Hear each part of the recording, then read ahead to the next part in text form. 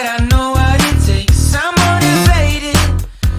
Halo Sobat Adiaksa, kembali lagi bersama saya Muhammad Ikhwan dalam serial episode Hukum untuk Umum. Sebelumnya saya mau mengucapkan terima kasih karena masih mengikuti channel saya dan terus menonton video ini, serta memberi beberapa masukan sehingga saya termotivasi untuk melakukan yang lebih baik lagi. Pada konten sebelumnya, saya telah bercerita tentang perdata secara garis besar. Dalam kesempatan kali ini, izinkan saya berbagi informasi mengenai tujuan hukum itu sendiri. Pasti Sobat Adiaksa pernah bertanya nih dalam hati, apa sih tujuan dari hukum ini? Pasti ada juga Sobat Adiaksa yang kesel ketika mendapat hukuman. Contohnya ditilang Pak Polisi di jalan ketika menerobos lampu merah, padahal jalan sedang sepi-sepinya. Tapi hal tersebut kita ungkapkan dalam hati karena kita belum mengetahui tujuan dari hukum tadi. Maka dari itu, yuk sama-sama kita mulai aja mencari tahu tujuan dari hukum itu. Sobat Adiaksa yang saya banggakan, dalam perkembangan hukum, persoalan tujuan hukum tetap menjadi perhatian penting karena menjadi ruh bagi perumusan suatu peraturan. Berbagai teori pun muncul mengenai tujuan hukum. Misalnya, yang pertama, teori etis. Teori etis dikemukakan oleh Aristoteles bahwa tujuan hukum adalah untuk dicapainya keadilan. Dan keadilan bukan berarti menyamaratakan atau tiap-tiap orang memperoleh bagian yang sama. Filsuf Yunani ini dalam bukunya Etika Nikomacheia menyatakan bahwa hukum mempunyai tugas yang suci, yaitu memberi kepada setiap orang yang berhak menerimanya. Aristoteles lalu membagi keadilan ke dalam dua jenis. Yang pertama, keadilan distributif, yaitu keadilan yang memberikan kepada setiap orang jatah menurut jasanya. Dalam artian, keadilan ini nggak menuntut supaya setiap orang mendapat bagian yang sama banyaknya atau disamaratakan, melainkan harus sebanding berdasarkan prestasi dan jasa dari tiap-tiap orang yang berkontribusi. Contohnya, karyawan diberikan upah sesuai dengan apa yang dikerjakannya. Jadi, ketika seseorang berada pada level staff, maka gaji yang didapatnya itu sesuai dengan levelnya. Nggak mungkin dong ketika dia menjadi staf dapat gaji setara manajer, atau malah sebaliknya. Ini yang dimaksud Aristoteles dengan keadilan distributif.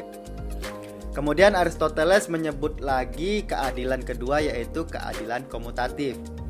Keadilan komutatif yaitu keadilan yang memberikan kepada setiap orang jatah yang sama banyaknya tanpa mengingat jasa masing-masing. Artinya hukum menuntut adanya suatu persamaan dalam memperoleh prestasi atau sesuatu hal tanpa memperhitungkan jasa masing-masing. Misalnya, seorang siswa harus mempunyai hak yang sama dengan siswa lainnya dalam menerima setiap pelajaran di dalam kelasnya tanpa membeda-bedakan dari golongan mana siswa itu berasal. Hal ini dikarenakan setiap siswa itu sama dan harus mendapat hak yang sama agar dianggap sebagai sebuah keadilan. Sobat Adiaksa, kemudian teori tentang tujuan hukum kedua yaitu teori utilitas. Teori ini dikemukakan oleh Jeremy Bentham bahwa tujuan hukum adalah untuk kemanfaatan dan kebahagiaan.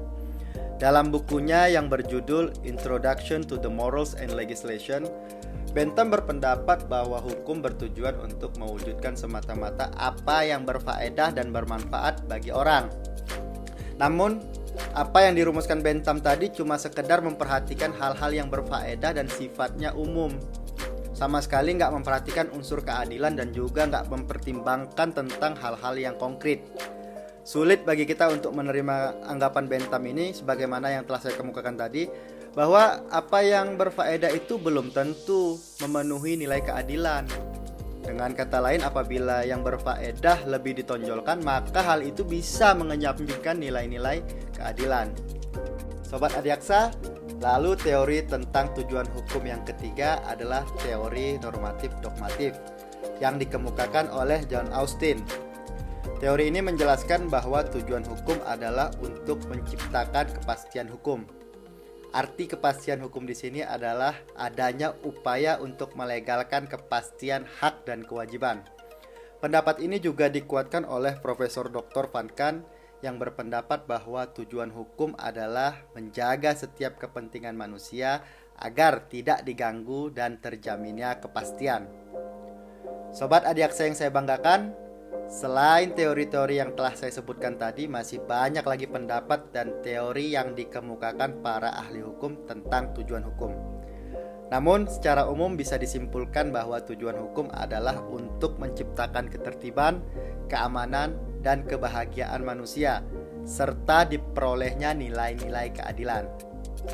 Dengan demikian, pada hakikatnya tujuan hukum menghendaki keseimbangan antara kepentingan, ketertiban, keadilan, ketentraman, kebahagiaan, kedamaian, dan kesejahteraan bagi setiap manusia. Tujuan hukum pada dasarnya mengatur tata tertib dalam masyarakat secara damai dan adil. Hukum itu menghendaki pelayanan terhadap setiap kepentingan orang, baik itu secara individual maupun kelompok, agar nggak diganggu oleh orang atau kelompok lain yang selalu menonjolkan kepentingan pribadinya atau kepentingan kelompoknya. Sehingga pada dasarnya inti tujuan hukum adalah agar terciptanya kebenaran dan keadilan. Akhirnya dapat dirumuskan bahwa tujuan pokok hukum adalah agar menciptakan tatanan masyarakat yang tertib, menciptakan ketertiban dalam hubungan perseorangan, serta keseimbangan kehidupan bermasyarakat. Dengan tercapainya ketertiban dalam masyarakat, diharapkan kepentingan manusia akan terlindungi. Dalam upaya mencapai tujuan ini, hukum bertugas membagi hak dan kewajiban antar individu dalam masyarakat, lalu membagi lagi wewenang dan mengatur cara memecahkan masalah hukum, serta memelihara kepastian hukum tadi. Sobat Adiaksa, dari pandangan perkembangan tujuan hukum yang telah saya sebutkan tadi, maka saya mengutip beberapa pendapat ahli hukum tentang tujuan hukum. Di antaranya yang pertama dari Dr. Wiryono Projodikoro dalam bukunya yang berjudul Perbuatan Melawan Hukum. Beliau mengemukakan bahwa tujuan hukum adalah mengadakan keselamatan, kebahagiaan, dan tata tertib dalam masyarakat. Ia juga mengatakan bahwa masing-masing anggota masyarakat mempunyai kepentingan yang beraneka ragam wujud, dan jumlah kepentingannya tergantung pada wujud dan sifat kemanusiaan yang ada dalam tubuh para anggota masyarakat masing-masing. Hawa nafsu masing-masing menimbulkan keinginan untuk mendapatkan kepuasan dalam hidupnya. Kemudian mengupayakan segala kepentingannya terpelihara dengan sebaik-baiknya, sehingga untuk memenuhi keinginan-keinginannya tadi timbul berbagai usaha untuk mencapai keinginan itu, yang menimbulkan pemberontakan-pemberontakan dari bermacam-macam kepentingan para anggota masyarakat tadi.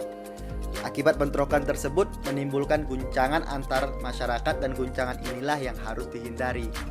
Menghindari guncangan dalam masyarakat inilah sebenarnya maksud dari tujuan hukum. Maka dengan menghindarkan guncangan tersebut, hukum dapat menciptakan berbagai hubungan antar masyarakat dalam berbagai wujud. Lalu saya kutip lagi dari Profesor Subukti SH dalam bukunya Dasar-Dasar Hukum dan Pengadilan. Prof. Subukti mengemukakan bahwa hukum itu mengabdi pada tujuan negara yang intinya adalah mendatangkan kemakmuran dan kebahagiaan rakyatnya. Pengabdian tersebut dilakukan dengan cara menyelenggarakan keadilan dan ketertiban. Keadilan ini digambarkan sebagai suatu keseimbangan yang membawa ketentraman di dalam hati orang yang apabila melanggar menimbulkan kegelisahan dan keguncangan. Menurut Prof. Subukti, keadilan berasal dari Tuhan Yang Maha Esa, dan setiap orang itu diberi kemampuan dan kecakapan untuk meraba dan merasakan keadaan adil itu, dan segala apa yang ada di dunia ini sudah semestinya menimbulkan dasar-dasar keadilan pada manusia. Dengan demikian, hukum tidak hanya mencari keseimbangan antara berbagai kepentingan yang bertentangan satu sama lain, akan tetapi juga untuk mendapatkan keseimbangan antara tuntutan keadilan tersebut dengan ketertiban dan kepastian hukum. Sobat Adiaksa, walaupun pandangan mengenai tujuan hukum terdapat perbedaan, namun seluruh pendapat itu tertuju pada terciptanya kedamaian dan kesejahteraan dalam hidup bermasyarakat.